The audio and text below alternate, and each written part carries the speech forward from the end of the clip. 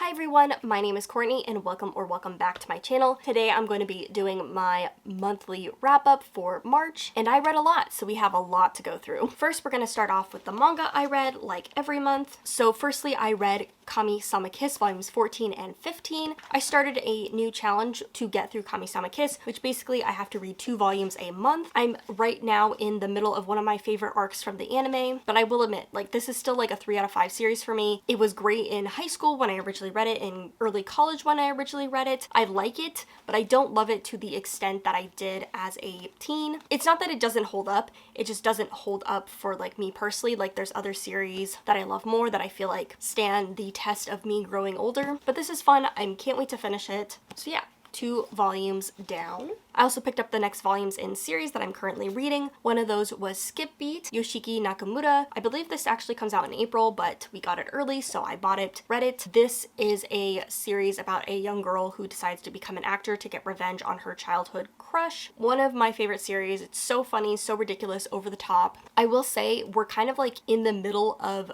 arcs. I felt like the last volume, it was starting to get its momentum again, and then this one kind of like felt a little more stilted. So I'm just excited to get back into the acting stuff, get back into Kyoko finding her way, but this still remains one of my favorite series. So yes, I'm glad I got to read that a little bit early. I also picked up the next volume of Apothecary Diaries, which is volume 11. This either came out at the end of March or again in April, and I got it early. This is a historical fiction. The anime just came out this last season, and it's so spectacular, but I love the original series as well. This is the manga, which is actually based off of the light novel, which I have not read the light novel. I believe it's going to be coming out in English very soon, so I'm intrigued to read it. But yes, it's like a detective girl using her powers of deduction and also her skills as an apothecary to figure out stuff that's going around at the palace. Really good series. Love the characters, love the dynamics. Also enjoyed the anime, but I love this series as well. And then the next mangas I read were Haikyuu, volumes 22 through 25. This is a sports series following volleyball. It's very popular and it's very good. It just balances everything out that I want in a sports anime or a sports manga. It has the action, it has the plot, it has the characters, it has the growth, it has enough of like the emotions and the characters like learning stuff, but also enough of like the technical side of volleyball to make the series really interesting. There are very few sports stories that can compete with Haikyuu, and so I'm really excited to be getting back into it. But the funny thing is that I now have 2 volumes of 23. This is my original volume of 23, and what's really funny is that halfway through there was some type of misprint. It goes chapter 200, chapter 201, 202, and instead of 203 it goes back and starts 202 again. It is so weird. So this is a misprint. I'm keeping it because obviously I can't like get rid of it or sell it, and I just think it's funny.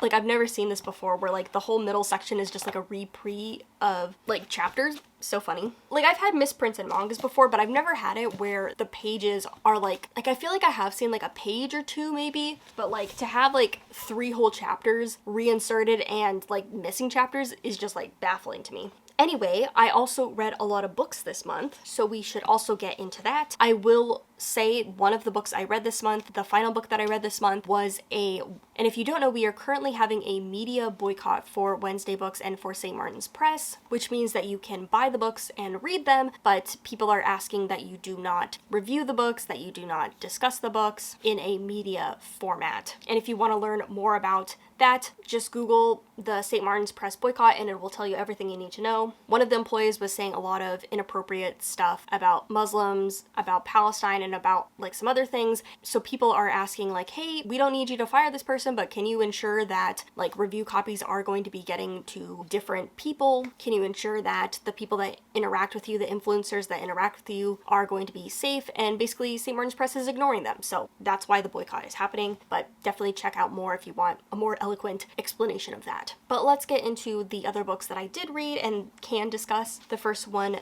being the Good Omens script book. So this is basically exactly what it sounds. It is the script of the Good Omens season 1 TV show, and this was made between seasons 1 and season 2, and it also includes a foreword as well as some deleted scenes that didn't quite make it to filming. And so this is like the original script. So it's really interesting because there are some things that have obviously been cut, just like line by line, some things that have been tweaked. It's pretty much the same, but like there's enough interesting choices for me that I was like, huh, that's an interesting thing. Oh, that sort of got tweaked. And of course, the deleted scenes are also just really fun to read, especially the scene that had Crowley and Aziraphale meeting at Aziraphale's bookshop when it was opening. Very cute. But yeah, I've been reading this for the past couple months, just kind of reading it here and there. And the fun thing about it is that I didn't think I had watched the original Good Omens that many times. I think I've watched it like 4, maybe 5 times since 2019, I should say. But like, I have watched it enough that when I'm reading this, I can see the scenes in my brain. So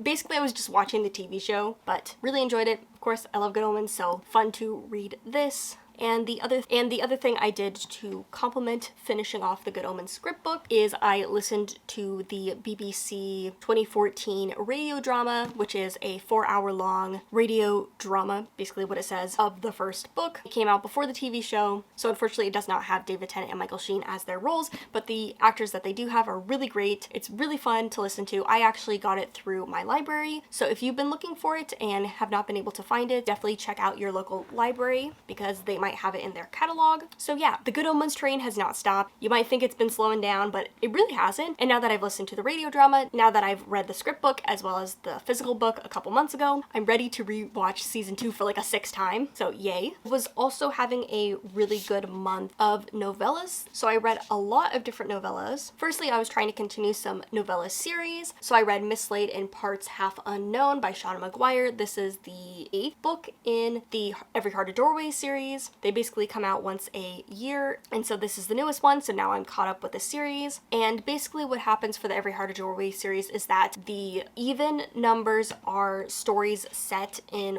different worlds, and the odd number books are set at the school and normally involves some type of quest. But basically this is a series about a bunch of kids who go to different portal worlds. When they come back to our world, they can't quite fit in, and they normally end up at this school because they can't get back to regular society. And so this book was finishing out a character story from the last book. From The Lost in the Moment and Found, we had Antsy, and this kind of finished out her story, as well as finishing out some of the other characters who have been on the quest timeline. Basically, we've had like a group of like, I don't know, like at this point like 8 characters, I think, that have been in the present day quest timeline at the school, and characters have left, gone back to their worlds, joined the group. And so I feel like this book kind of finished out a lot of that stuff. And yeah, I really enjoyed this. I gave it a 4 out of 5 stars. It's not my favorite in the series. It's not my least favorite. My favorite still remains Down Among the Sticks and Bones. That's just an excellent book. I really should reread the whole series so I can like put them in order definitively. But for me, it's Down Among the Sticks and Bones, In an Absent Dream, Come Tumbling Down, then Every Heart a Doorway, then Lost in the Moment and Found, then Mislaid in Parts Unknown, Across the Green Grass Fields, and then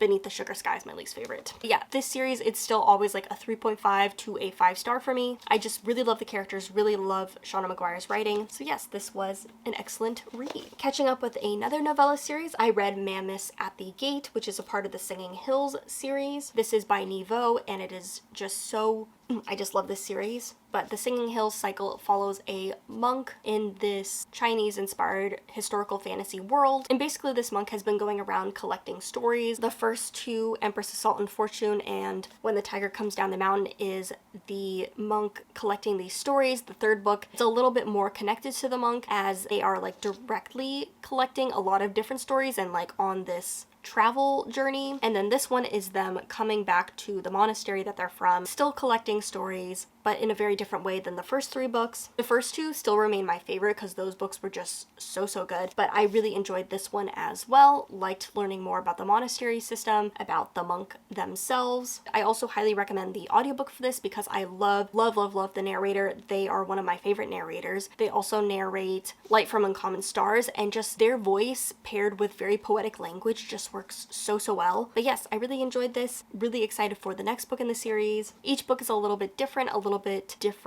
in their storytelling style, which again, because the book is about stories and storytelling and orally collecting stories, it just works really well. So yes, I'm excited to see what we have planned for the next book. And then the next novella I read was the first book in the Murderbot Diaries. is All Systems Red by Martha Wells. I believe there is like 7 books currently in the series. I don't know if they're planning to be more, but I am planning on reading the series now. This first book is about Murderbot, who is this sentient cyborg kind of person who basically has been hacked so that they have control over their facilities. They've always been like sentient, but now they have like control of like what they can do, but he is trying to stay low, he's trying to stay undercover, and basically he continues to do the work that he's been programmed to do. He's basically like a bodyguard, and he's protecting people as they do these planetary excursions.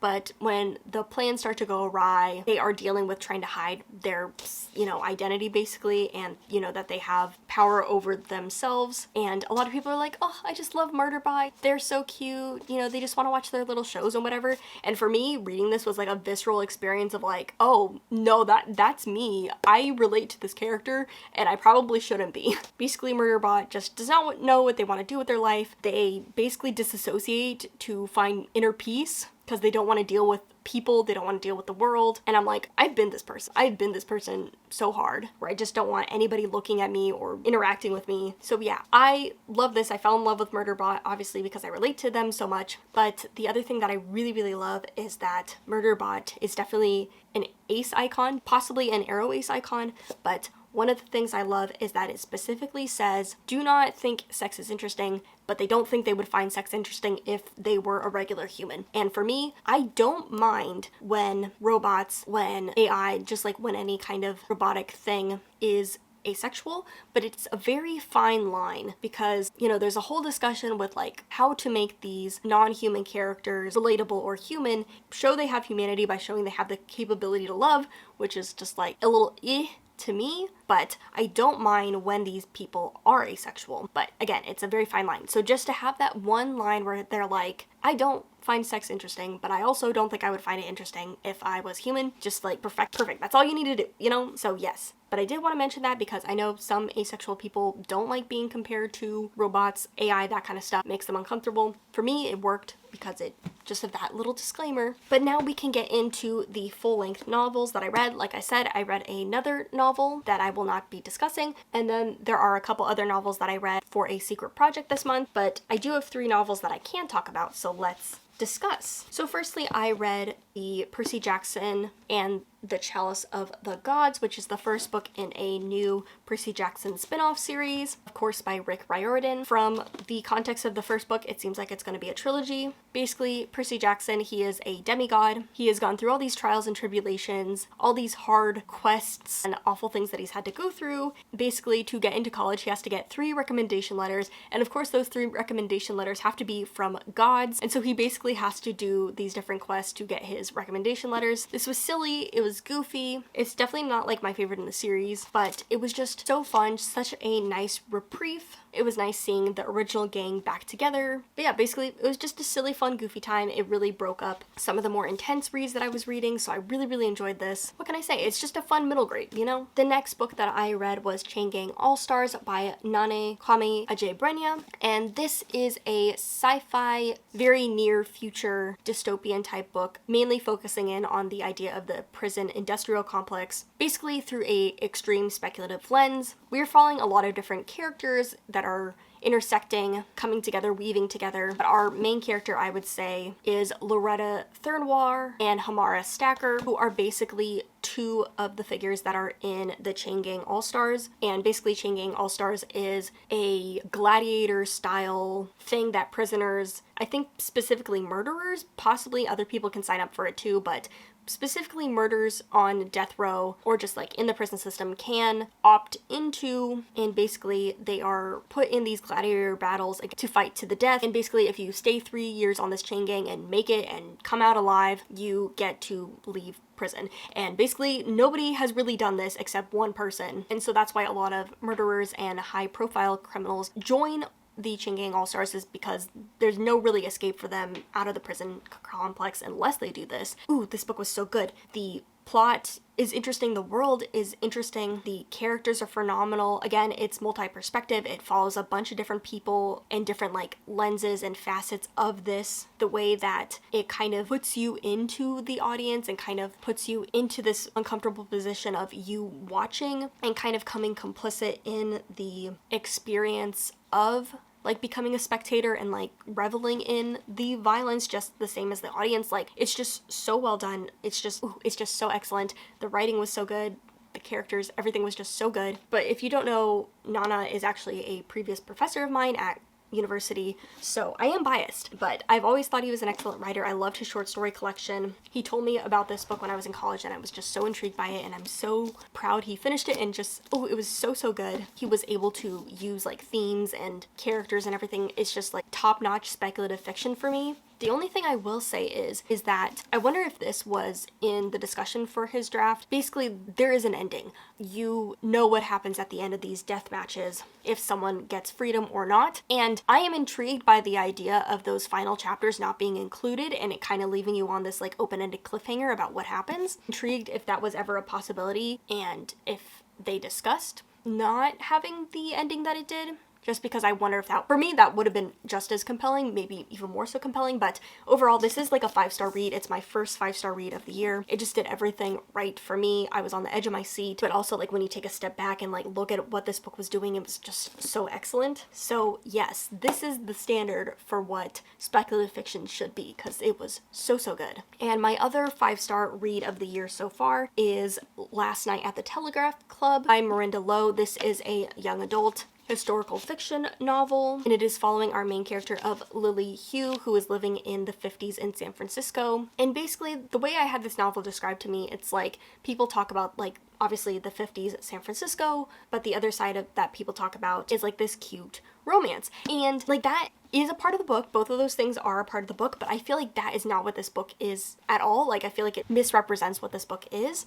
So for me, this is a coming of age story of a girl discovering herself, finding first love, but also discovering this society of people. It's about the bar scene. It is about the cross-dressing performance stuff that was happening in the 50s, drag. It's about the butch femme scene in bars, like where these events were like technically allowed, but they were also heavily policed. You know, it's about the Red Scare and the space war that was just about to happen, that was happening. It's about Lily Hugh growing up in Chinatown and being a first-generation American. It's about how because she is Chinese, she doesn't quite fit into the lesbian community that was present or really predominant at that time, but also because she's queer, she's not fitting into her Chinese community as much as she used to. And just kind of like the intersection of those identities and those historical struggles and realities someone faced. This book also just has a lot of hope and care, and just, this book is so good. I love coming of age stories. I love self-discovery stories. I love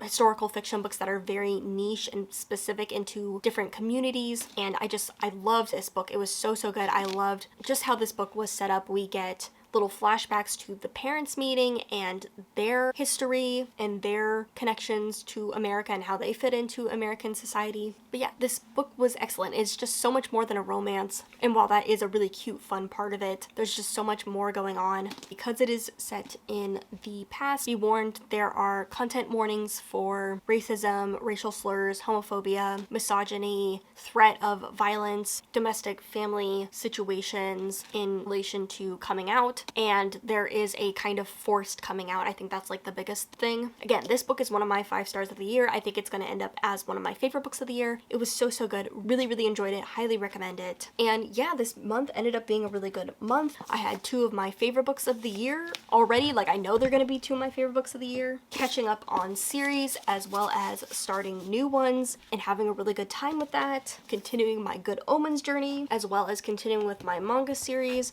So I read a lot this month, and I read a lot of good stuff, a lot of really enjoyable stuff, and I'm just so excited for the next month because it is the Magical Readathon, so I'm very much looking forward to that. But yes, thank you so much for watching. Let me know in the comments what you read this month, what you enjoyed. I'll see you guys later, and happy reading.